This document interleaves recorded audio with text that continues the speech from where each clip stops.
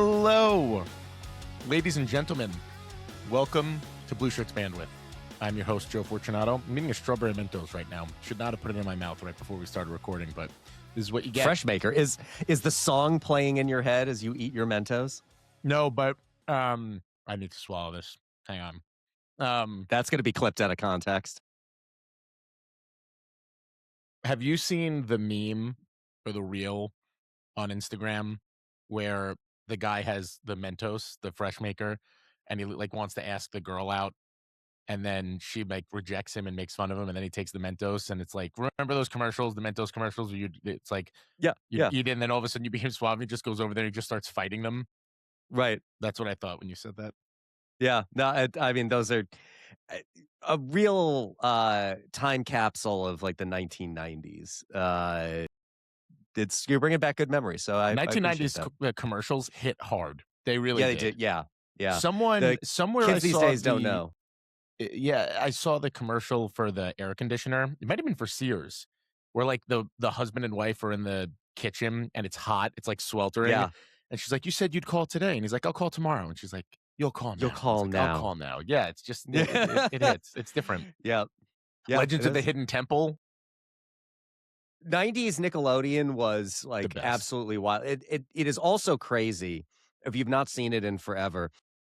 It's insane that Ren and Stimpy was on a kids television network, right? It's just how utterly insane that show was. But the other thing I discovered earlier, maybe a month ago, is there's a podcast hosted by two of the people who starred in the Nickelodeon show Hey Dude, which is just a full nostalgia. I loved that show mostly because I was convinced I was going to marry Melody from Hey Dude. And then it became Tiffany Amber Thiessen from Saved by the Bell.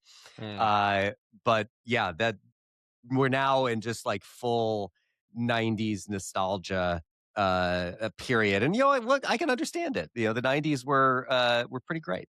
The Rangers won the Stanley Cup in the 90s. They had Gretzky at the end of the 90s. We won't mention how the 90s ended. But yeah, no need to talk about any of that. No, absolutely not. But unfortunately, we do need to talk about this piece of shit hockey team now. Is this episode only going to be 9 minutes long? Just 1 minute for each shot on goal they had? They added a shot, I believe, Eric. So I did. Yes, it's 10 minutes. Yes. So we get 10 minutes.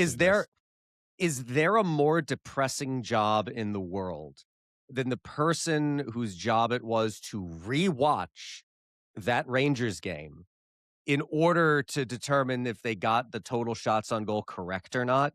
Clearly somebody had to do this. And I want to know, if you're that person and you're out there, do you need a hug? Can we send you a care package? What led to the audit? Who was hey, we need to figure this out? Now, it's I almost wish they didn't do it because the 9 shots on goal is so much more pathetic than the 10. Yes, they're both agreed. Pathetic, but it's just, you know what? We'll get there. There's no reason to ruin the start of the show here. Welcome to Blueshirts Bandwidth. I'm your host, Joe Fortunato, joined as always by my co-host, Eric Cohn. This is episode number 77, BlueshirtBanter.com. $85 a year gets you all your ad-free access to the New York Rangers. $40 a year gets you access to our Discord, the question thread, where we will pull questions on this very show. Eric puts it up every single week. You can also follow us on Facebook.com/BlueshirtBanter, Twitter.com/BlueshirtBanter. Like us, 5 stars on Spotify, Apple Podcasts, wherever you listen to us. We appreciate all of your support. Some banger numbers for us right now. I think we've had the best 10-week stretch we've ever had. So nice to see. Thank you all. I keep saying the Rangers being bad is good for business. Bad for my heart, but it's good for business. Episode number 77. Eric, you told me there were 3 Rangers that were number 4 total. There's 4. Yeah, you had named in the green room before we started, you had named the obvious one, or at least what I guess for older fans is the obvious one, and which also can't be the Phil Esposito episode. He was good. Yeah, Phil Esposito was a good player, but again, just perfectly emblematic of the New York Rangers in that they acquired him at the end of his career.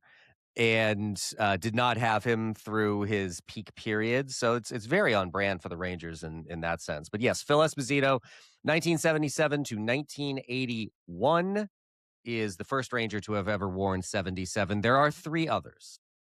So the one night stand of one night stands, Frank Vetrano, I believe, wore Frank 77. Vetrano is one of them. D'Angelo wore 77, didn't he? Tony D'Angelo, 2018 to 2021, and one more. Now you got me. Give me the year. Nico Mikkola, 2023. Mikkola. I mean, is this the Mikkola episode?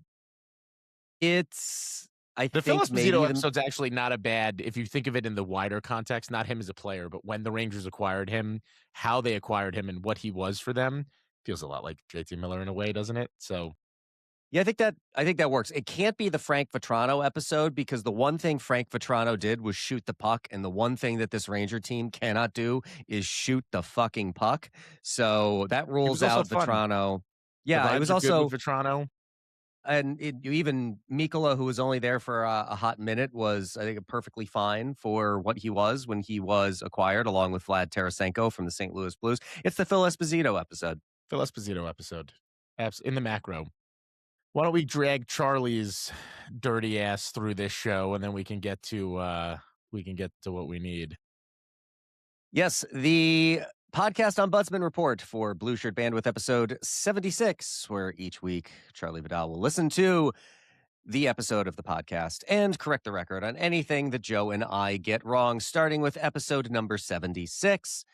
Donnie Brodzinski wore 76 during portions of the 2020 to 2021, 21 to 22, and 22 to 23 seasons that he spent with the New York Rangers. During each of those seasons, he played more games with the Hartford Wolfpack than he did with the Rangers. When he finally became a mainstay in the New York lineup during the 2023-24 season, Brodzinski was allowed to switch to the lower number, 22.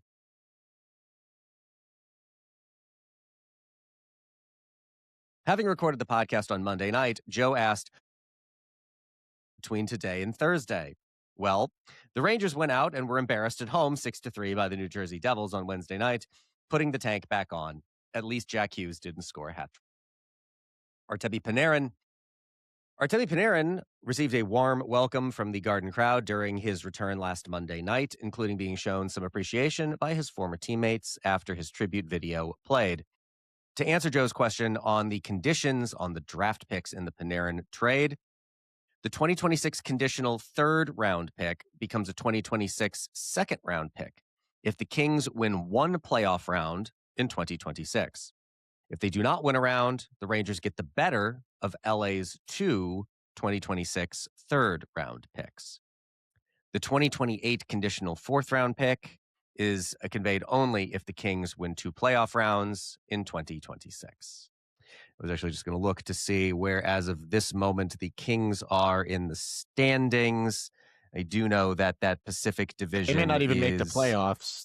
I'm looking at Tankathon rankings now. They are 11th in Tankathon rankings.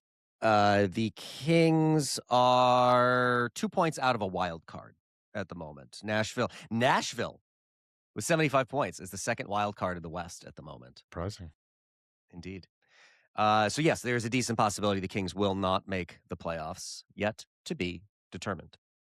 Jake Gensel versus Gabe Perreault. When Eric said that the one thing he holds against Chris Drury, it's not the one thing at this point, but it is the major thing against Chris Drury, is not trading for Jake Gensel at the 2023-24 trade deadline. Joe asked if Gabe Perreault's recent play was giving him any second thoughts. A lot depends on whether or not the Rangers would have been able to sign Gensel to an extension during the 2024 offseason, but it's not hard to wish that you could swap out Perreault for Gensel. Perreault is only 20 years old and already in the NHL, while Gensel made his NHL debut at 22. Perreault has been playing better as of late, but has basically been a replacement-level NHL forward in totality this season. Gensel came out of the gates firing as a 22-year-old in 2016 and was immediately an incredibly impactful forward who has continued playing at a high level throughout his 10 seasons in the National Hockey League. He's essentially what we hope for the best-case scenario for Perreault is. Charlie includes some stats from Evolving Hockey, Gensel's 2017 WAR and career WAR trajectory, Perot's projections as of today. And, of course, the Peter Griffin with the mystery box that says Gabe Perot could be anything. He could even be Jake Gensel. Drury trade deadlines. Joe and Eric were discussing Chris Drury's work on the trade market, specifically referring to his in-season moves when defending his work. The Rangers have been in playoff contention and bought at the deadline 3 times during Drury's tenure. Here are the meaningful moves that Drury made in each of those seasons. So in 2022, Frank Vetrano from the Panthers for a 4th-round pick. Flyers acquired Justin Braun for a 2023 3rd-round pick. Canucks, Tyler Mott, 2023 4th-round pick. And the Jets acquiring Andrew Kopp for Morgan Barron, 2023 5th, and a 2022 1st. That 2022 1st is Brad Lambert. Of the names that you will see in the Ombudsman report, when you take a look at it, that is the only name that I recognize amongst all of them that were drafted. In 2023, Blues, Tarasenko, and Mikkola. So we've gotten both of them mentioned here, who are also 77 wears. That's incredibly fortunate. For Sammy Blais, Hunter Skinner, the 2023 Dallas 1st-round pick, and the 2024 3rd-round pick. Senators reacquiring again Tyler Mott for Julian One-Trick Pony Gauthier and a 2023 7th-round pick. And the Blackhawks acquiring Patrick Kane for Vili Sarajarvi. I think that's how you say that. Andy Welenski, 2023 2nd, and a 2025 3rd. And then finally, the 2024 trade deadline acquiring Alex Wenberg from the Kraken for a 2024 2nd, a 2025 4th. Neither of those players drafted I've heard of. And the Blue Jackets acquiring Jack Roslovic for a 2026 4th-round draft pick. So that is Chris Drury's trade deadline work. Judge it for yourself. And that concludes the Ombudsman Report. All right. This is another one of those terrible pick-your-own-adventure stories here. I guess we should note that we're recording Tuesday afternoon. The Rangers play again tonight. They play the Chicago Blackhawks in what is a must-lose contest for the tank. So that is Wednesday night, not tonight. Oh, it's Wednesday night. Okay, I apologize. When we recorded last week, we recorded right after the Rangers lost to the Kings. It broke the 4-game losing streak. Since then, the Rangers have lost, I think, another 4 or 5 games. They've moved themselves back into 2nd place in the lottery odds. Now, that is because they are tied with points with Chicago and Calgary at 65, but the Rangers have played more games. We've made it very clear that the Rangers are not catching Vancouver. No one is. So there is actually a meaningful, and I'm putting quotations around that for those of you that are watching on YouTube or Spotify, actually. There's a meaningful percentage difference in that at 2nd overall in lottery picks, the Rangers would have a 13.6% chance at the 1st overall pick. If they drop down to 4th, it is a 9.5% chance. So 4 points there, which could make the difference. You never know. Then again, somebody in the top 10 could win. It's just how it works. And I think it's critical to note, as we have discussed, I think it's really important that the Rangers get as high of a draft pick as they can for this year. The season sucks. It's lost. I should say it's bad. It's dangerously close to getting lost. I do think Mike Sullivan is making some of the right decisions, at least with player personnel from a Lafreniere Gabe Perot standpoint. We're going to talk about Vincent Iorio in a minute and some of the decisions that are happening there and just what's happening. But Drew Fortescue was called up, so that'll be interesting. See a kid, come on. The Rangers obviously felt strong enough to burn a year of his entry-level contract. Just to explain this for those of you, when you come out of college or juniors, typically you sign a 3-year entry-level contract. If you sign it and play mid-season for your professional hockey team, you are burning one of those 3 years. So you lose a year of team control. It is typically something that teams do for top prospects or prospects that they want to lock down, specifically NCAA prospects, because there is a loophole that if you stay in the NCAA all 4 years, you can jump back into the free agency pool. It's how the Rangers got Kevin Hayes. It's how the Rangers got Jimmy Vesey. It is what Adam Fox was threatening to do with Harvard, which is why he ended up coming to the New York Rangers in the first place. So just a note there that the Rangers obviously felt very strongly about this, and they have a ton of cap space, and I guess they don't care. But Um, all that aside, the Rangers are in a good spot to continue tanking. Hopefully they lose the game against Chicago tomorrow. Eric, I don't know how else we could start this podcast, though, without rolling into the Mika game. Well, they didn't really start by rolling into the Mika game, so do we have to? So it's funny because the vibes were immaculate. They came in with the Mika wigs. It was hysterical. Like one of those, the Rangers, and we've discussed this on this podcast ad nauseum, don't do a great job with their socials. The Rangers don't do a great job with their interactions, like with fans and in the social presence, just not there. This was a home run, like a real home run. It was really cool. The ceremony, from the clips that I saw, because I'm traveling, I wasn't able to watch it live, were very well done. Mika and his daughter are adorable. It felt really good. And then somehow the Rangers generate 10 shots in an entire hockey game. Yeah. Why don't we, I'll just leave it there for you to pick up whatever thread you want to pick up. I'm going to start here, and I apologize for reading this long excerpt, but I think it is worth it. This is a quote. Quote, "Quite simply, they just outplayed us, outcompeted us today from the puck drop. Sometimes we talk about you lose the game and you can sleep at night. You feel good on the drive home. Tonight it shouldn't feel good. We have every reason to want to play better at home this year for how much we've struggled. 4 shots through 2 periods. It's Mika's 1,000th game. You just look inward. What can I do? It's not enough. I'm not doing enough to help my team right now as a leader. For us to not win puck battles and not skate, those things are inexcusable. If you just have a rough night execution-wise, you can get by. But we didn't execute. We don't skate. We were on the end of our stick. We knew exactly what the game was going to be. That's a playoff-ready team. They have some unbelievable players and some guys that play a heavy game. And it was either we were going to match it or we're not, and we didn't. I don't think we had 10 shots in Mika's 1,000th game tonight, 1,000th game night. These ones don't sit well." That, of course, is from Rangers captain JT Miller, to which I say, I do not know. I think Phil made this point. I don't know that we have instruments capable of measuring the gap in between the things that JT Miller says and the things that JT Miller does. Like, all that shit that he was talking about in that quote there, he could just fucking do on the ice.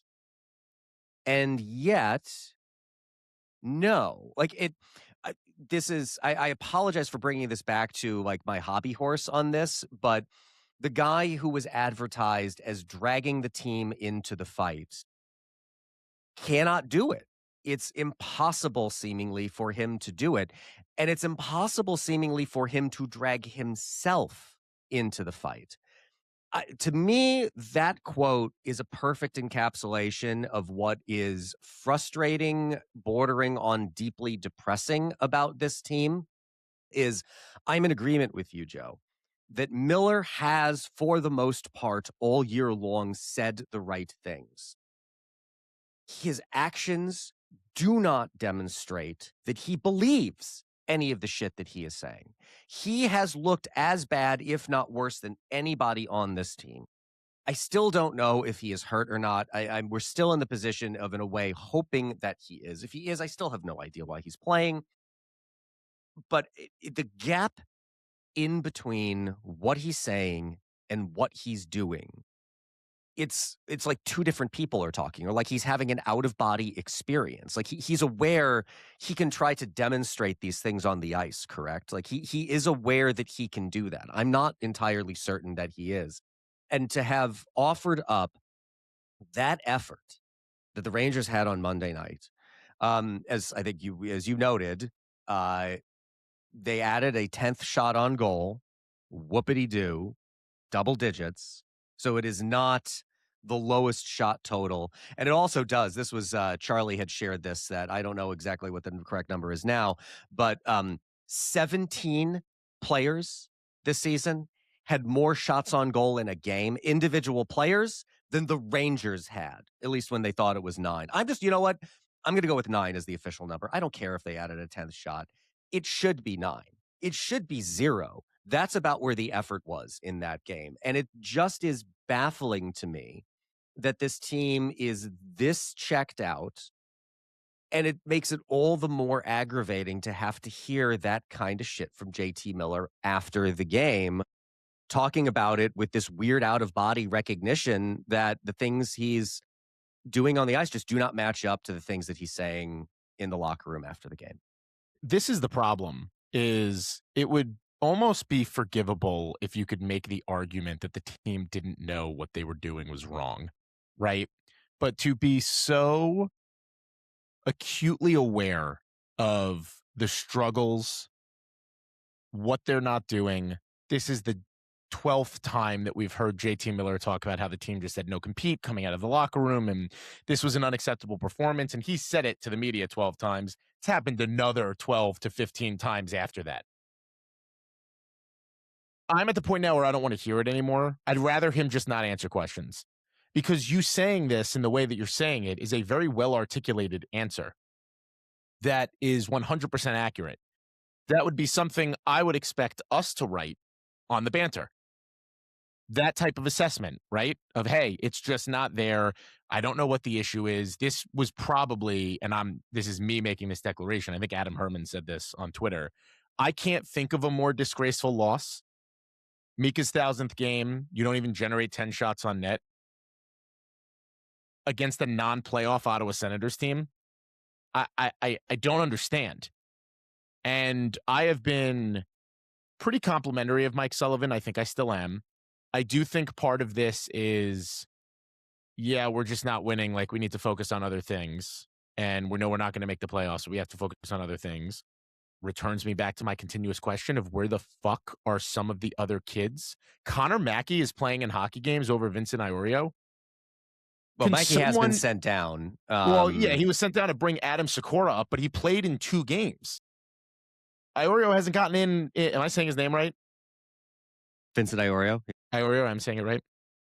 By the way, Hemelish. Eric and I need to. Yes. That is how you say Schemlar's last name. It's Hemelish. Hemelish. Got it. Can I ask you a question though on what you were just saying? What are the other things that they should be focusing on? Like, well, this is what I'm talking about. This there's zero reason Scott Morrow should not be up here playing hockey games. I don't care if you sit Will Borgen the rest of the season. I don't give a shit. I don't care if you sit Urho Vakanainen, who happens to be injured the rest of the season. I don't give a shit. You are now at the point of the season, and I wrote about this in my Joe's column last week, which you can read if you're a full tier member at Blueshirt Panther. There is a difference between a bad season and a lost season. The Peter Laviolette season 2 years ago was a lost season. The Rangers did nothing to garner information about what the future would look like. They made panic signings of Juuso Parssinen and Urho Vakanainen for multi-year deals off limited information that they had because there was a rift between the coaching staff and the general manager. It has been relayed to us through Mike Sullivan that Sullivan and Drury are lockstep through this lineup process, and they're working together, which you would expect for a first-year head coach of the New York Rangers. Can somebody explain to me why we're not seeing kids up in the lineup in meaningful moments? I don't care if you lose every game. I don't give a shit if Scott Morrow turns the puck over 15 times. It doesn't matter. Why would you not try to garner what information you can for next year? Same thing on Iorio. Perreault and Lafreniere, at the very least, have been left alone on the top line. Gabe Perreault was removed from the top power play unit. Still don't have a reason for that. I've been complimentary of Mike Sullivan. I think he's done some really good things. I do think things would be worse without him. I think he's a very good head coach. I cannot for the life of me fathom what is happening right now. And I know you're going to make the argument, I can see it in your beady little eyes, that coaches are not programmed to think this way, and they are trying to win every game they play. And I don't disagree with that.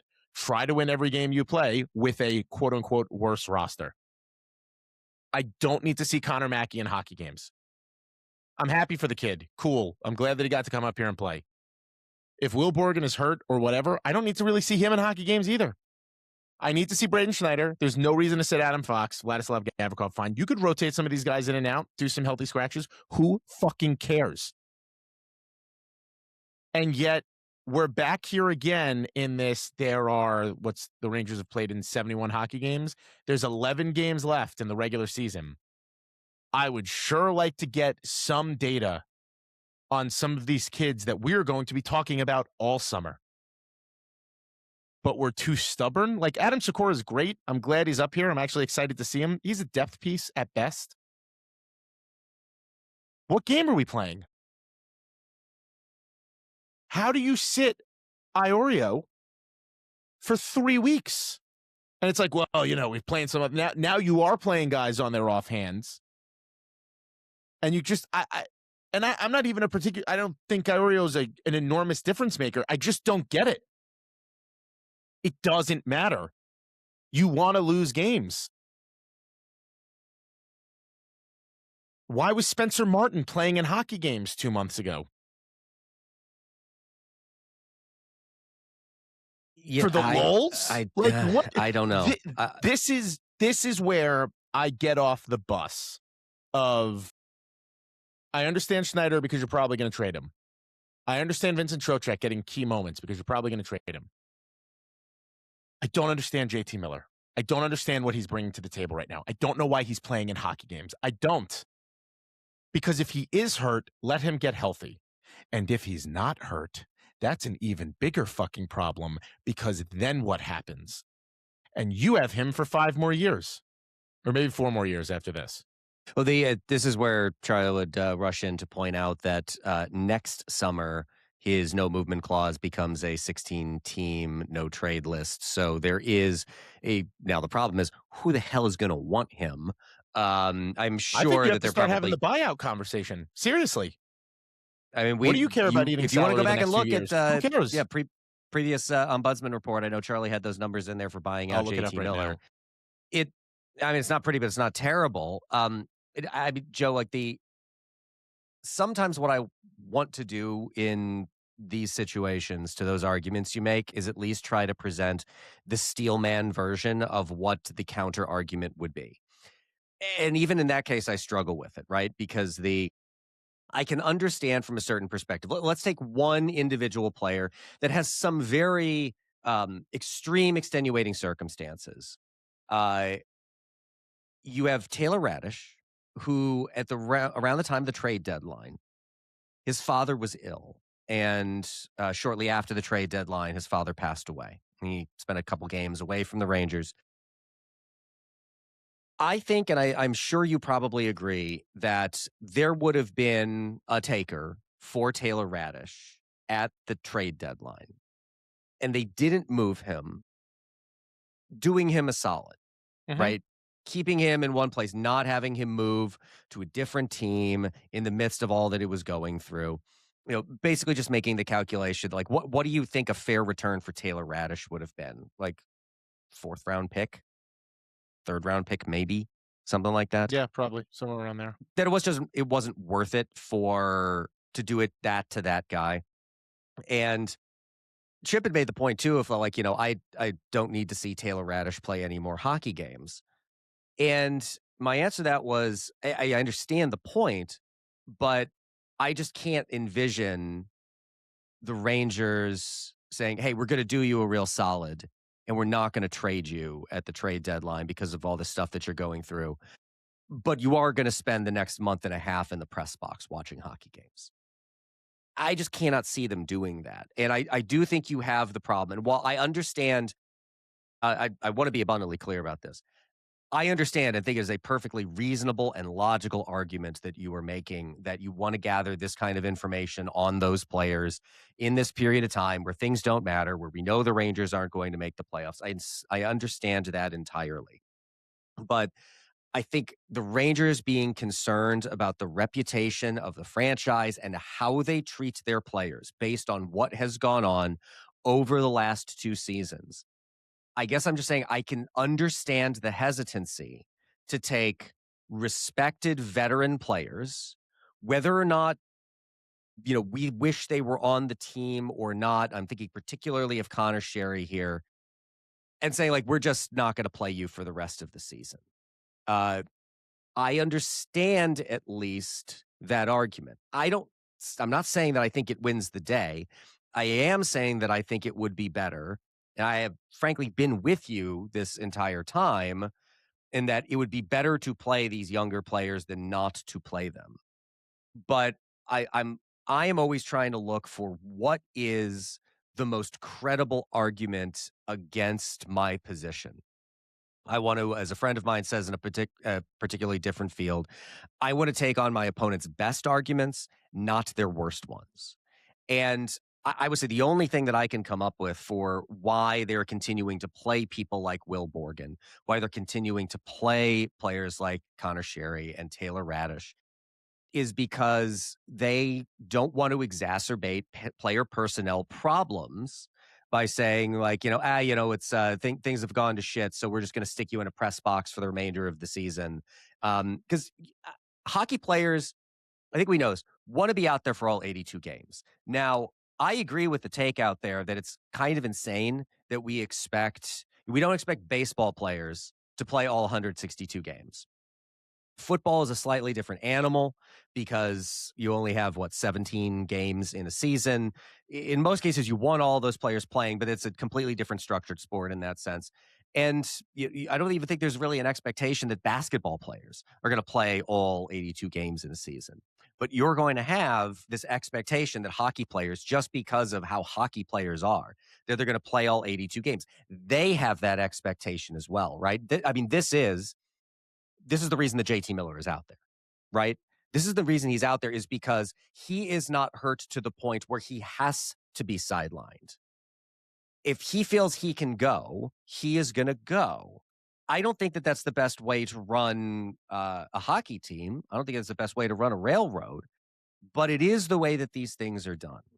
And I think you do risk upsetting some veteran players by saying, we're going to stick you in the press box for the last 11 games of this season because we want to see what Vincent Iorio is. We want to see what Adam Sikora is. We want to see Brett Berard's hurt, but take the same example there with Brett Berard or somebody like that. I can understand that. I'm not saying that argument should win the day, but I'd say that is probably the most credible pushback to your point. I would agree with where you're coming from. My issue is not really on the forward side, because Connor Sherry is not necessarily blocking a kid of note from getting ice time. My bigger issue is Miller can play games if he has to. He doesn't have to play on the top power play unit. Sorry. No, thank you. My problem really comes with the defense. It was Gavrikov running the power play while Fox was injured and Morrow was on the team. And it's Urho Vakanainen does not need to play in any hockey games. None. Zero. And you're right, but we're also at a point now where we're in the last 11 games of the season. It's okay to get a little silly with it, boys. It's all right. You're allowed to do this, I promise. I think your argument has quite a bit of merit in that it would not surprise me if they were sitting down and thinking to themselves, all right, we have to get through next year. We can't have a disgruntled JT Miller, so let's make sure that we're making him feel like, Mike Sullivan did this whole novella about how he needs to get his legs back under him, and it's a conditioning thing. He seemed to be conditioning just fine after the United States won the gold medal, but okay. And yeah, I think it was Charlie who said it. I laughed out loud when I read this. Who said this in our Slack that it's amazing that a couple weeks ago JT Miller was crowd surfing at a Miami nightclub to Freebird after winning a gold medal with Team USA, and I fucking hate him. I don't know how anybody has good vibes with Miller right now. I really don't. You're sleepwalking through this season. The only goal you had, you accomplished, and it wasn't for the New York Rangers. Now you're the captain in a role that maybe he didn't ask for. I can't imagine he came here expecting to be the captain of a rebuilding, retooling, however you want to word it, organization. Now, I will also say, I'm betting JT Miller did a lot of work on the back end in Italy to try and convince some Team USA stars that they needed to come to the Rangers. So again, to your point, Eric, I do understand trying to keep him happy and not messing with the veteran game. But it better work if we're going to go through all this, like, look, this would be the 4th time that Chris Drury has promised us the riches of a star player, and it doesn't happen.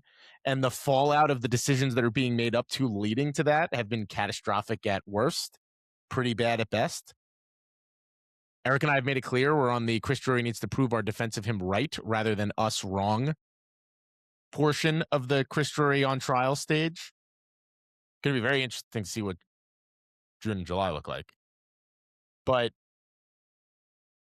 if the goal is to win with the ideal roster, putting more quotations around that, the Rangers took fucking 10 shots on net against Ottawa in a game, a 60-minute game. 10. Okay. I'm just at a point here where I would like to have a pretty good idea of what next year looks like. I'd like to have a pretty good idea of what I could look forward to and not look forward to. And not trading Vincent Trocheck, a move that you and I both agreed was probably the right move in the moment.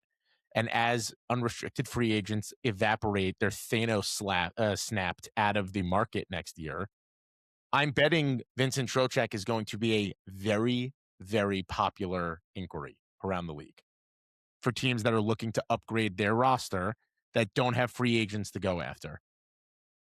But it would be nice to know what we're looking at next year. And I just don't know it. I don't know what you have to feel. There's nothing that makes me feel positive about this team right now. Outside of the fact that they're losing, maybe they win the Gavin McKenna lottery, and then it's like, well, they're going to fuck up another player, but I'd rather have that problem than not have that problem. What is more than likely is the Rangers will pick 6th or 7th this year in the draft. They'll get a fine prospect that we won't see for 3 years, and we're going to be spinning our wheels next year and just doing the same thing over and over again. I just want to make one brief point here, which is this line of commentary I find really exasperating, which is even if we get a first overall pick and we get McKenna, we're just going to fuck it up like we do all of the others. And it's like, yeah, look, I understand where that is coming from. Like, I obviously understand where that is coming from. As opposed to what, though, right? Hoping that they fall as far as possible in the lottery so that you don't have to think about whether or not they're going to fuck up Gavin. At some point, they need to start developing top-end talent if this team is going to have a future. I just do not understand unless, like, if your choice is to just be as miserable as possible, by all means, be as miserable as possible, but I just don't want to hear from you. You do have to look, I try to at least look hopefully at this. They get another bite at the apple if they get somebody like Gavin McKenna and another opportunity to try to develop that elite top end talent that they are going to need and that they are going to have to develop internally if they are going to have, and they're going to have through their prime years, because as we have well established, no help is coming in free agency. And there are huge questions, even if a Austin Matthews is on his way out of Toronto. Do the Rangers have the assets to acquire somebody like Austin Matthews? I don't know that they do. So I don't know that you're getting relief from that place either. Or Tkachuk. They don't have or anything. Tkachuk or anything like that. Exactly. Like the Rangers' only hope there, and I will just be honest, and if you, unless for some reason that we don't know, one of those guys just really, really wants to be in New York City and really wants to be on the Rangers. And it's not like with Adam Fox, where we knew that Fox grew up rooting for the Rangers. You know, Austin Matthews grew up in Arizona. Brady Tkachuk grew up in the St. Louis area. There's no clear tie to the Rangers, but the only hope they have is that these guys who have control over their destiny are saying the only place that I'm willing to go is the New York Rangers. I just don't know why they would say that. There's nothing out there to suggest to me that any of those guys would say that, but that's about the only thing that you can hope for that would make a situation possible where what the Rangers would have to offer would be something that team would accept, because they're gonna get outbid. If it's a true bidding process, there are plenty of other teams. I was actually surprised. Was it? I don't remember whose prospect rankings it was, but like the Rangers have the 18th best farm system in the NHL, and my reaction when I Scott saw Wheeler. that was like, it was a Wheeler, and there really are that many teams with worse farm systems than the Rangers right now. That's kind of remarkable to me. Well, it's true. One of the things that Scott Wheeler noted was the Rangers were the first team in his rankings at that point that had honorable mentions that didn't make any of the tiers. So that goes to show you the one prospect he has that's in his eyes a confirmed difference maker is Perreault. Liam Greentree falls second on the list in that next tier of players. Again, Scott Wheeler has concerns about him, likes him as a prospect. I still don't understand where the hatred for Greentree is coming from. I really don't get it. The only thing I can say to explain that is that it is just what to people is the stink of the Panarin trade, which we have beat this horse to death, but no movement clauses are a thing. Or the exact same thing that I was saying about Austin Matthews, and the only way that he's going to end up with the Rangers with what they are going to have to offer back to Toronto to make a deal happen is him saying that's the only place that he's going to go. That is just the reality of the Panarin trade. It is unfair of you to hate Liam Greentree for something that he had absolutely no say in whatsoever. Like, evaluate and like or dislike him as a prospect on his own merits. But like, I know that it is still a fairly recent wound for people, but people really have to get over the Panarin trade. You really just got to move on. If he wanted to be a New York Ranger, he'd be a New York Ranger, baby boy. Yeah. Like, that's just what it is. We don't need to rehash this again, but yeah. This whole, oh my God, he signed this 2-year, $11 million contract. Yeah, he admittedly never went back to the Rangers because they didn't want him. Okay, sure. Whatever. I'm not playing the game. Let me ask you this question.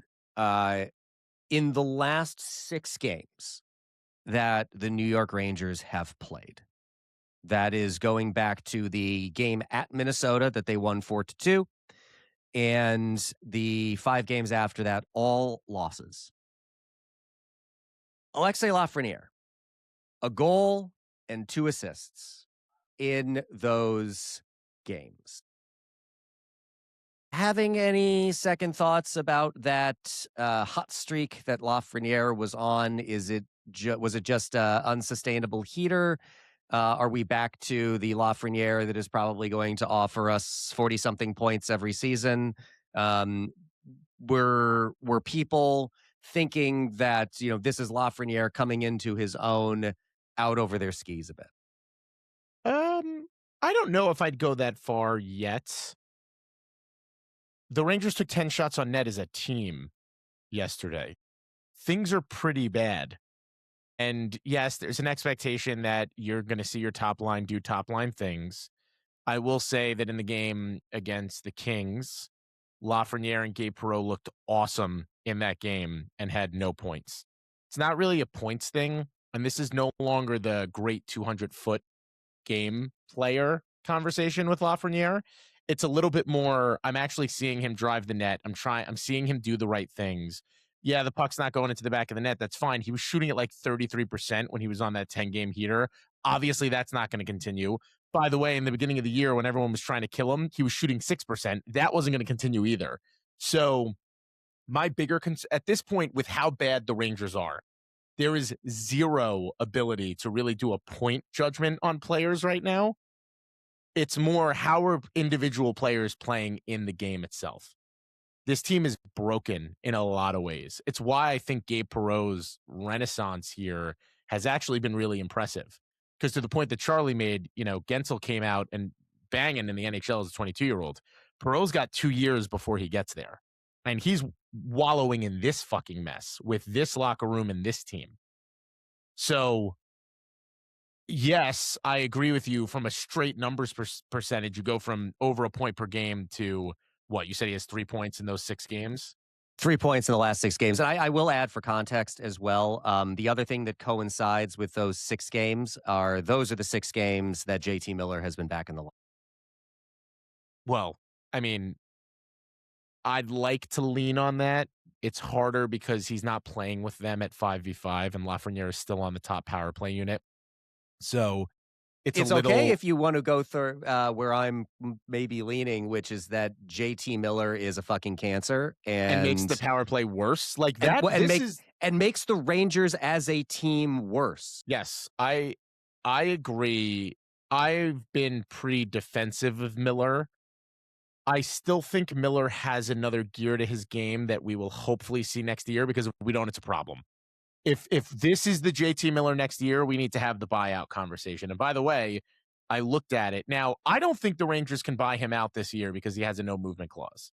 So it's interesting to me that I even have the calculator of it, but let's see. Actually, he has a no movement clause through 26, 27. So next year. So the Rangers actually, and then why does it say no movement clause and then trade protection, no trade clause? If they bought him out from this year, you're looking at a 2.9% buyout hit in 26, 27, 5.4 million, 27, 28, 28, 29, then 2.9 million, 29, 30, 1.9 million, 30, 31, 31, 32. With a rising cap and the Rangers being bad and the amount of cap space they have, I'm actually totally fine with that. From a fiscal perspective, not the worst thing in the world. So it is an opportunity for the Rangers to kind of see what happens next year. And look, we probably should have let off with this when we were talking about Zibanejad. I'll circle into it after this point. Zibanejad's another one that if I could have bought him out last year, I would have. And this has been an unbelievably profitable year for Mika Zibanejad. We have seen the Zibanejad that we've known and loved for years. Is it the Zibanejad at the height of his powers? Absolutely not. But Father Time wins all battles. And it's possible that JT Miller does a similar resurgence next year, and we have a little bit better of a JT Miller, even a much better JT Miller, the guy that was over a point per game with the Rangers when he came over in a trade last year. That is sort of the hope right now with Miller. But my God, if that ship starts sinking, you really need to start having these kind of conversations. Yeah, I at least when you get to the point where he has the ability to be traded, I think that there probably would be a taker out there for him in some way, shape, or form. You probably won't like what that trade is going to look like if we actually arrive at that point. But here is again where you have to consider yes, you can say that it was a bad idea to acquire JT Miller. It is very much looking like it was a terrible idea to acquire JT Miller. But if you could get out of the JT Miller business, you can regain that cap space. It would be, in a way, it wasn't really buying high. It was buying like slightly above mid-level because it was not a huge return for Miller, and selling fairly low. But at least you're out of the JT Miller business there. So that is the biggest. We're starting to think about, as we're coming to the conclusion of the season, we had done the player previews at the beginning of the year before the season started. We will be following those up with player report cards as soon as the season ends. About a week after the Rangers season ends, we will start rolling those out. And the big player preview next year, I can tell you right now, it's going to be the last one that's going to be published, is going to be JT Miller. Because he is the one for whom there is going to be the most question marks coming into the season. Was what we're seeing this season an outlier? Was it a problem with injuries? Or are we just witnessing the absolute decline of JT Miller? And had to fill here for finally beating the name of this person into my head, Jeff Villette, who I would continue to make that point because he seems to be very correct about it, that JT Miller is an amplifier on a good team. And on a bad team, he is an anvil weighing them down. And the problem is that the Rangers are probably not going to be a good team for the next couple of seasons. And I don't know that that is the best environment to have JT Miller in at all, let alone as the captain of that team. But you brought up Zibanejad. We should, and we've in a sense buried the lead here some, and we really should talk about Mika Zibanejad playing 1,000 games. First of all, the strange and wild serendipity that he misses that team meeting earlier this year prior to the game where Chris Kreider is returning to the Garden. and he is healthy scratched for it, meaning that his 1,000th game is last night, Monday night, against the only other team that he has ever played for, the Ottawa Senators. It is really undersold at this point how good overall, and of course there will always be that asterisk of last season, but overall how good Mika Zibanejad has been as a New York Ranger. I put this in the game notes I wrote for the game against the Jets. The power play goal he scored in that game was his 30th of the season. That moved him into a tie with Adam Graves for 4th all time in Rangers history in power play goals. With 200 and, or excuse me, with 4th all time for goals with 280. He's already 1st all time in power play goals with 122.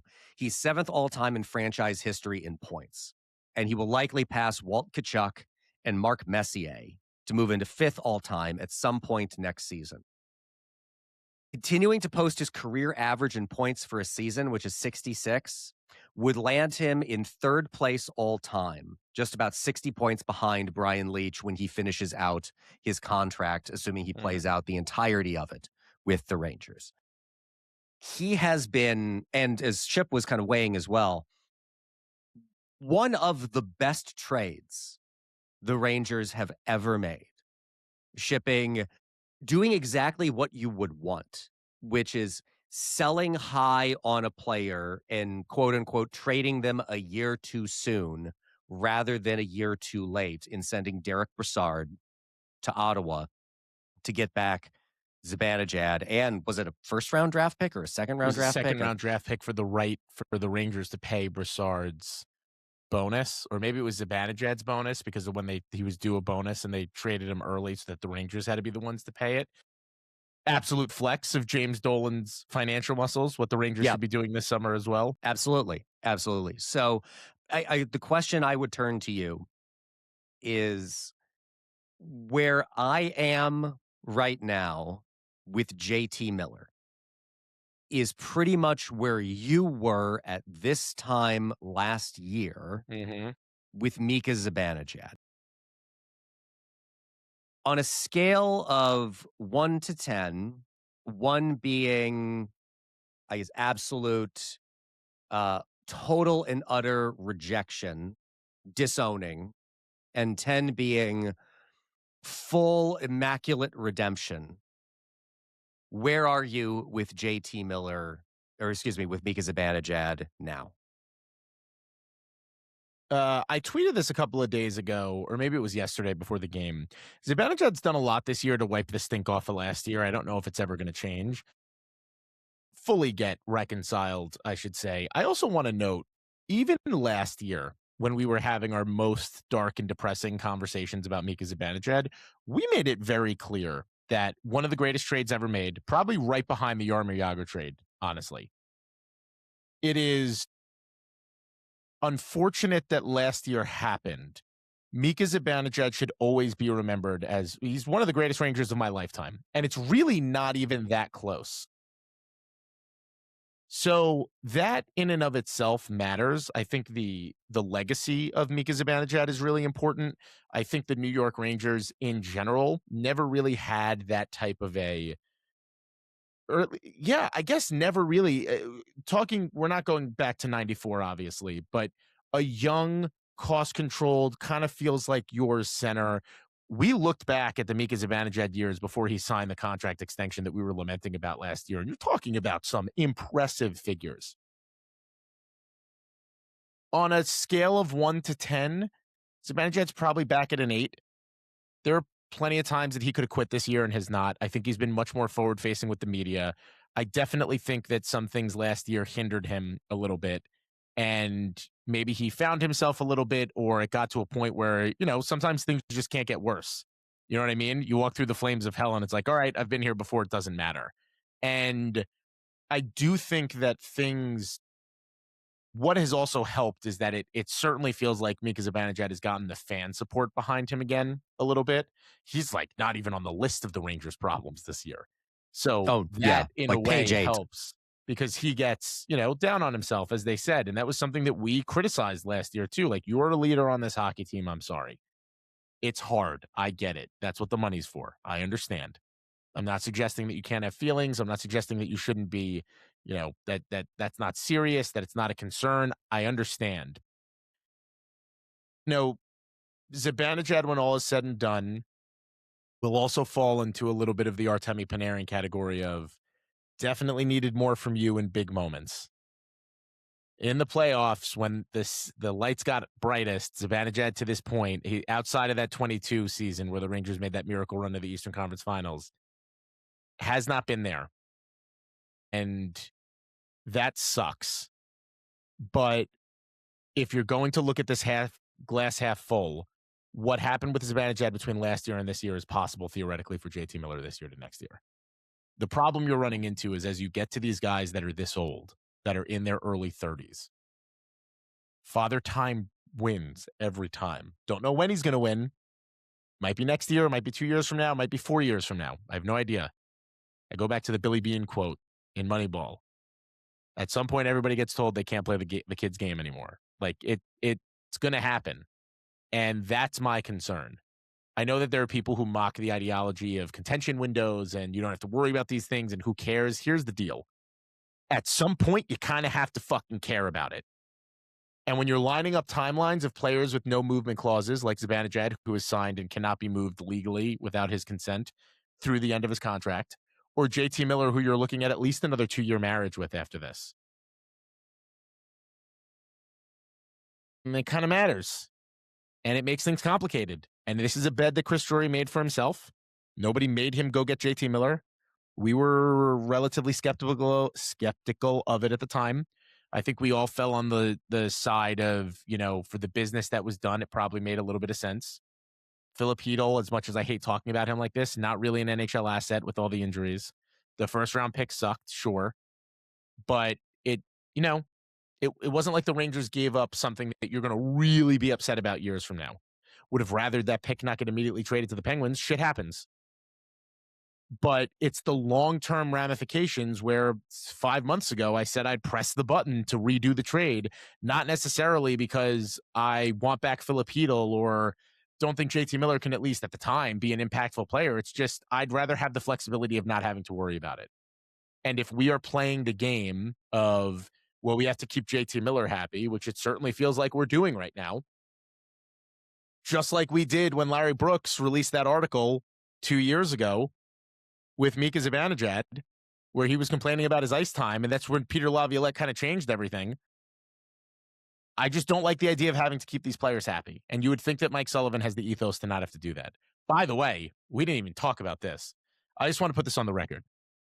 I love Johnny Lazarus. He's a friend of the show. He's a friend of the website. He's a friend of mine. This is not a complaint about Johnny Lazarus. Johnny had Peter Laviolette on, and they talked about a variety of things, I think last week, one of which was about putting Lafreniere on the power play. And Laviolette, who has like the depression beard already, his answer was like, well, did you see him on the power play? And like, I had a lot of conversations with Lafreniere about this. Did you? First of all, I don't need to hear from Peter Laviolette. I don't need to hear from a man who didn't go into the locker room after games because things were hard and he was trying to distance himself from the team. I actually don't need Peter Laviolette to have the ability to talk about what happened last year. I don't need him projecting his message of what that bullshit was in probably in many ways a worse season last year than this year. I don't need to hear what Peter Laviolette has to say about anything. And if Peter Laviolette gets another head coaching job in the future, good for fucking him. But like, how dumb do you have to be? Sorry, I just don't need to hear from this man. It doesn't matter. No, I just don't need to hear from him. I don't need to see his fucking stupid face with his beard and his, cool, you're trying to get head coaching jobs again. Fantastic. I wouldn't hire you to coach my rec league team after what happened last year. Agree entirely on, I just don't give a shit what Peter Laviolette thinks. And it's entirely wrong to have not put Lafreniere on power play 1. And just as I don't think it makes any sense to have JT Miller on power play 1 right now, especially since power play 1 was looking pretty good with Gabe Perreault on it. And you should probably care more about Gabe Perreault than JT Miller at this juncture of the season. Back to Mika. On the playoff note, just going to say this. 5 seasons in the playoffs with the New York Rangers, 58 games played, 17 goals, 38 assists, 55 points, almost a point per game player in the playoffs.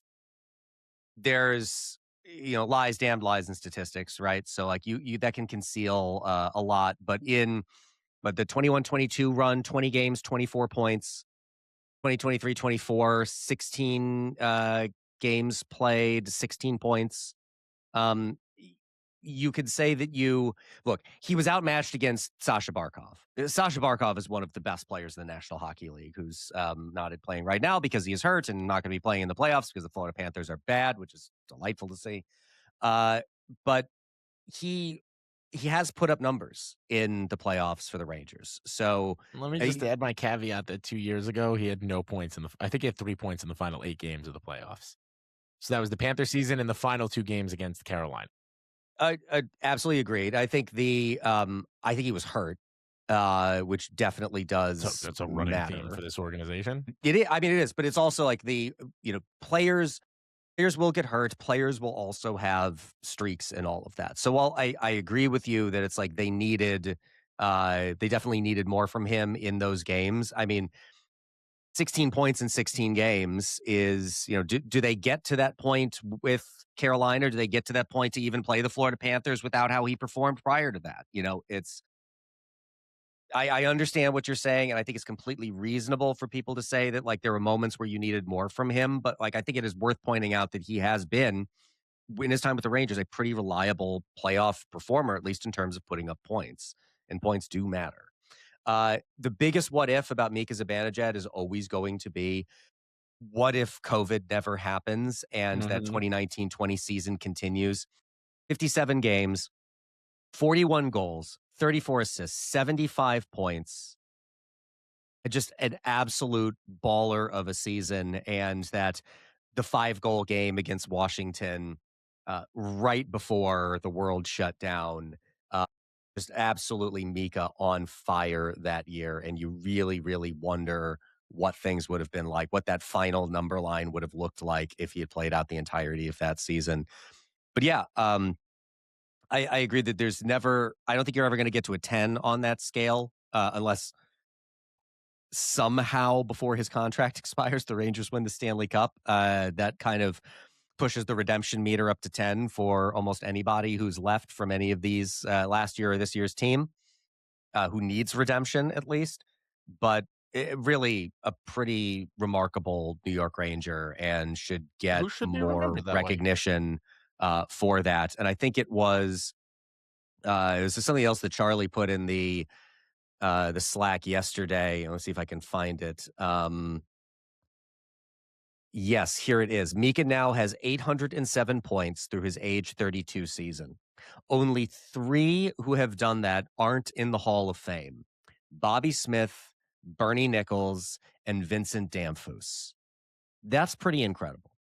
That really is pretty incredible. Again, great Ranger who should be remembered that way, for sure. Absolutely. And I'm glad he got his moment, and it's unfortunate that the Rangers played the way that they played, but, One final note on one of the games, and then we should get to questions, I think. Dylan Garand looked pretty great. Like, this is why I made the Spencer Martin comment before.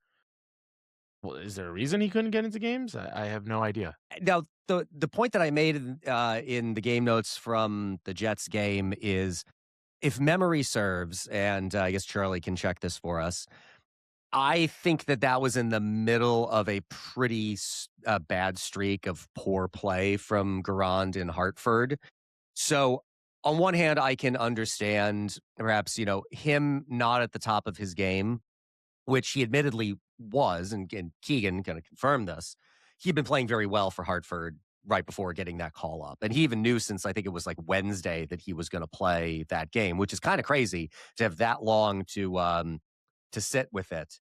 But I can understand at least part of the argument for like not calling him up in the middle of this streak of particularly poor play, not wanting to have him make a disastrous debut in the NHL and all the cascading confidence issues that may come from that. So while I agree with you, and if I were running the team, which I'm obviously not, I probably would have, tried to give him that opportunity anyway. But I thought he looked great. I thought he played really great. I think at this point, do you think Quick is coming back for another season?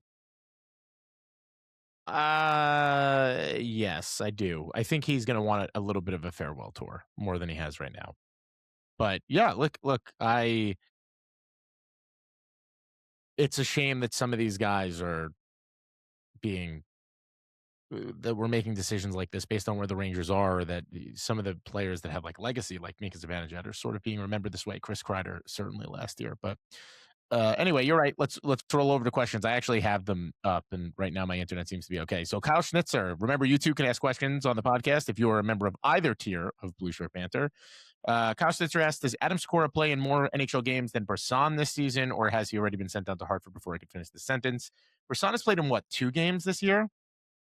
Let's see. Before I get will look. Lead. Great podcasting right now as I figure this out. I think Sikora will play probably as many games as Brisson has. He 3. has played in 3. Yeah, probably. That's fine. That's fair. State of hockey. Is JT Miller the worst Rangers captain in history? Okay, so I have the list. Well, look at you. You actually did research for this. Rangers captains. Actually, let me get back to it here. I don't think that it's necessary to go, all the way back to Bill Cook and Art Coulter and players that like we're aware of having existed in a period of time that our grandparents were children. Do we want to just kind of go modern era? Sure. You name all the captains, and I will stop you when I think we've gotten to a worse captain than JT Miller. Okay. Mark Messier. Brian Leetch. Jaromir Jagr. Chris Drury. Ryan Callahan. Ryan McDonough. Jacob Trouba. Yeah, Trouba's probably a worse captain. I think so. I think there's enough jury still out on JT Miller. Back to the whole conversation that we were just having where it's like next season is the pivotal season for JT Miller. Because we should remember back that the Rangers did look better last year after they acquired Miller. They have not looked good all year this year, and Miller has definitely got hurt in the preseason. So next year's the pivotal year for JT Miller. I guess this is where he does get some credit for saying the right things and for seeming to handle the locker room a lot better. Again, we've talked about this before, and I really do not wish to dive into it again. I am never forgiving Jacob Trouba for the way that he handled last season. All of it. From the offseason to the way that the trade seemingly with Detroit did not go down, to the way that he brought all of that into the locker room. I am never forgiving Jacob Trouba for that. I'm sorry if you are in any way defensive of Jacob Trouba, but he is absolutely dead to me. Miller has at least the opportunity to prove himself next year. So the jury is enough still out that I agree with you. Yeah. I look, can I tell you that Jaromir Jagr was a great captain, Brian Leetch? No, they didn't want to be captain, either of them. But I can't say that they were damaging in the way that Trouba was, and I think Miller has been simply by proxy of you were the man that is representing the crest in this organization, and this is the way that you're playing and behaving. Okay. Nicole Vitale asks, how funny is it that Miller and Trocheck came back from the Olympics being praised for a perfect PK, and since they returned from the break, the PK has gone completely down the toilet? Yeah, it's hysterical. I know that's not what you're asking, but it's stupid. Nicole Vitale again. Correct me if I'm wrong, but coming into the season, when asked about the logjam at right defense, Sullivan said we see Schneider having no issues moving to the left side. And now with Iorio here, a young, capable defenseman who they should be getting consistent looks at in a lost season. The quote for the reasoning is now Schneider and Borgen are not comfortable moving to their offside. Are we being punked? We kind of talked about this before. I think Sullivan's lost the plot with some of this, but I don't know. Steve M. How obscenely stupid can a franchise be to be at the bottom of the pile and keep a large care of talent over 30 years of age? I think that's supposed to be cadre of talent. Yeah, I don't think there's D missing in that. But like, yes, fair. it also sort of doesn't, like, Tyler Radish doesn't matter. Connor Sherry doesn't matter. The ones that matter are Trocheck, Zibanejad, and Miller, just because they're older and signed long term. We are likely seeing the Rangers getting out of the Vincent Trocheck business this summer. It's possible Zibanejad asks out this summer. I don't know. I think things have been better for him, but who knows how this is going to play out. Gavrikov, I think the Rangers thought they were going to have a chance to compete for the playoffs this year, as stupid as that is. Crazy as that seems now, yes, that is what the Vladislav Gavrikov signing suggests. I do think that that context you provided is important there. It is not as if that like they knew they were in this position and they decided let's go out and acquire a whole bunch of 30-year-old talent. I make that attack most directly on the JT Miller trade. But again, as you noted, I don't think while we were particularly thrilled about the JT Miller trade, it was at least, and I've made this point about Drury's transactions before, which is almost all of them are defendable. You can defend them in a vacuum. It is just when you put all of it together, obviously the sum total of the parts is less than the individual parts seems to be. But yeah, I think that is not the correct framing of the issue with the number of older players that they have right now. And again, as we just talked about with Mika, if you can continue to get this version of Mika for the next couple of seasons, then that's perfectly fine. JT Miller is the biggest question, and you're right; they're getting out of the Vincent Trocheck business this summer, almost certainly. So it's not as big of an issue as I think we were worrying it was earlier this year. Yeah, and the cap is going up, and it's just, is it great? No, but I don't think it's the worst. It's going to depend on what they do over the next couple of years. But Chip 23, it's a long question. I'm not going to read it because I don't think we have time to really dig into this. But he's basically talking about how George Dolan was right way back when he released the statement about George Parros. I'm just going to say I have no fucking idea what the NHL player safety is doing. I have no clue. I for the life of me, George Parros was a tough guy, which is like funny in a weird, ironic way. I've never seen a more incompetent group of people in a position of power in a sports league in my life. I have no idea. Like the Panthers aren't even good, and you're going out of your way to protect them for what? Yeah, I really don't understand. That hit on Connor Zary from AJ Greer was just absolutely vicious. Disgusting. And the kind of thing that you are coached to know not to do. Like that is a completely vulnerable player, and it's completely intentional what Greer does there. It's disgusting. It's awful. So there's a lot of social science in criminal justice that suggests that it's not the seriousness of the punishment itself, but the reliability and expectation of what the punishment is that is the bigger deterrent to crime, right? So like the idea of, drug dealers, you're going to give the death penalty to anybody who's a drug dealer, is not as much of a deterrent to crime as the clear expectation that if you are arrested for X crime, you are going to be punished in Y way. That is the biggest problem with the Department of Player Safety right now, which is it is just like, whose line is it anyway, where the game is made up and the points don't matter. You have no idea what any individual action is actually going to garner. Now, some of this, I have to say, my understanding, and I'm open to correction on this, some of this also does fall on the player side of things because almost everything in the National Hockey League is governed by a collective bargaining agreement. And if the players wanted better from the Department of Player Safety, if they wanted punishments for actions that were more commensurate, I think, with what happens, that is absolutely something that they could push for. So like, I know Rick Carpinello always laughs at like they're finding these people $4,000, which is chump change to all of these guys who make seven figures a year. Like the lowest earning players in the National Hockey League are making $900,000 a year. None of them give a shit about a couple $1,000 fine. Players also could push for all of this.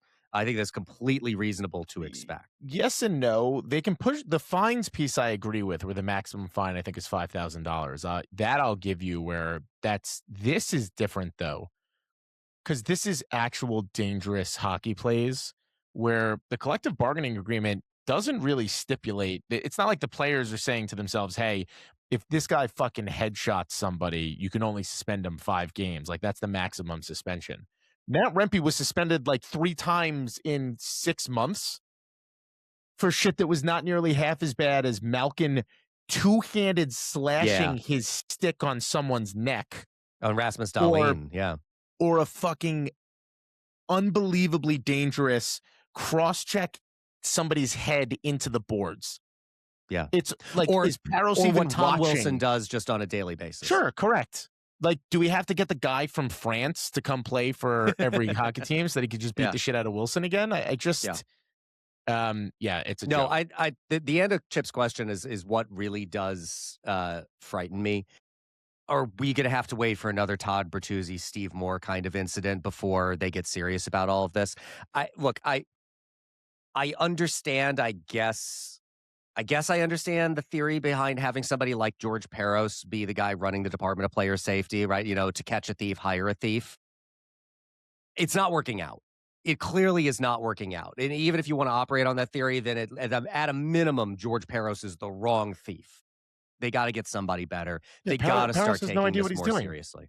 No idea. And the report too that it was in the GM's meeting that there was an owner who had brought up some of this stuff, and Eric Tulsky from Carolina was like the only person to say something in support of that. And Bettman's response is like, "Well, I guess we know which owner made that comment." Is just it is offensive. It is ridiculous and offensive. And Gary Bettman, who, like, we can dig into this more deeply over the summer because we'll need plenty of things to talk about over the summer. Gary Bettman is not as bad of a commissioner of the sport as I think he often gets treated as. This is the big problem. The player safety element of it is the biggest strike against Gary Bettman's tenure as the commissioner of the National Hockey League. And I hope he starts taking it more seriously, but I just have absolutely no reason to believe he's going to. Chip asks another question. I'll get to the end of it, which is basically in terms of acquisitions, trade, and UFA in the Dolan era, so the last 30 years, where does Mika rank? Is Panarin 1, Mika 2? I actually think Jágr is 1. With the only possible caveat, right, of the, like, yes, as we talked about this with, Jágr for Anson Carter, that it was just a salary dump by the Washington Capitals. It's still, like, I agree with you, but, it's not. I think there was the recognition there that the Capitals knew that they were, quote unquote, losing that trade. They were just trying to get rid of the money. So I'm perfectly happy if you want to put it there, but I think you would at least should include that caveat about. You're reading this differently than I am, though, which I'm just talking about best acquisitions the Rangers have made. I think the piece that gets lost in context, I know Jágr was only on the team for 3 years. Coming off the dark ages, he put the Rangers back on the map. No, totally. Yes. From that perspective, agree. Yeah. So in the perspective you're talking about, which is just like raw dollar for dollar trade value for what the Rangers got, Mika would probably be above Jágr, if only because he's had more longevity, and the Rangers somehow got a second-round pick to take him, and they traded Brassard at the right moment. 84 Jorts. You've talked a bit about the trade-off between winning games and drafting high. How valuable is a lottery pick versus the value of improving the kids? Where's the line between worth it and not worth it? I don't think these two things are mutually exclusive, to be completely honest with you. In fact, I think they align a lot more than you think. If you put kids who are maybe not completely ready into big-time developmental roles to get their feet wet, you don't want to overwhelm them and have them like lose their sense of the game. You'll lose more games. But if you could guarantee me that for the next 11 games, Lafreniere, Perreault, Morrow would play in a way where they would garner enough skill and experience to be significantly better next year and for years beyond, obviously that's more important. There's no way to guarantee that, though. This season sucked. I'd rather have the higher draft pick and have the kids develop in a lesser way, if you will. Why do you think Berard and Scott Morrow are stuck in Hartford? Chip points out that Berard is injured. I think Mike Sullivan has zero time and respect for somebody that he doesn't think can defend, which I think is stupid that the Rangers traded for Morrow in the first place then. Rangers fan born after 1994. What do you think of Dan Muse and his success as a coach in Pittsburgh? Was it a mistake not to hire him? My thought is no, because we got Sullivan, but it does sting seeing how he's doing, especially after passing on Knobloch. The one thing I'll say about this, the first-year coach bump is real, not for the Rangers, but it's real. And are we having the same conversations about Knobloch today that we were having 2 years ago? Yeah, I think here is where you have to enter the general manager in both Edmonton and Pittsburgh into the conversation.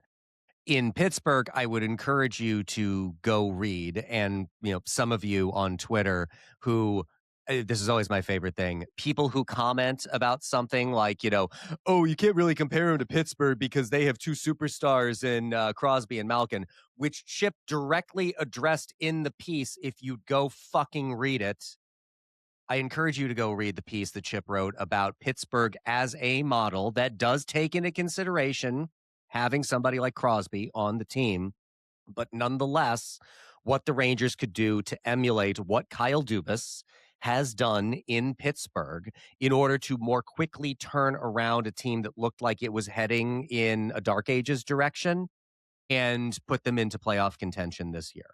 That's one half. Edmonton, you're right up to a certain point that, we're not having the same Knobloch conversations today that we were having the first year that they brought Knobloch in. However, they also have me in goal. Yeah, they have it is incredible that Connor Ingram, who was just not particularly notable at all, is the best option in goal that they have. And they seem to have taken Stuart Skinner, who I think we would agree is insufficient as a starting goalie if you really want to win a championship, but nonetheless seemed to be liked by his teammates, and brought in Tristan Jarry, who is equally as bad, if not arguably worse than Stuart Skinner, and I believe is hated by his teammates. Just absolutely incredible work there by Stan Bowman, which of course is not to mention the Trent Frederick contract is arguably the worst contract in the National Hockey League. Giving out a deal like that to a fourth-line player like Trent Frederick, just the absolute unwillingness to go out and address what your actual problem is in goal, and instead, we really need a goaltender. What I'm going to do is I'm going to sign an albatross of a contract for a fourth-line tough guy. Great work. Yeah, 8 years. Got to lock him down. Final question. Put the landing gear down on this show. Statesboro Blue Shirt says, Austin Matthews. Eric and I answered this before. Yeah, I don't think the Rangers could afford him unless he definitely wants out.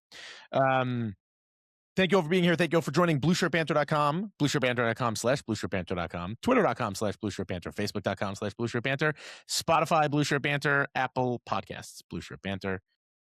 Eric, it's been great being with you. An hour and 22 minutes for all of you. The Rangers suck. Mika Zibanejad should be remembered better than he is. JT Miller is second in line for worst captain in New York Rangers recent history right now. And this is the Phil Esposito episode. Fun times. Blueshirt Bandwidth. Everything's fine. It's going to be fine. Thank you all for your support. Thank you all for being here. We will see you next week. Bye for now.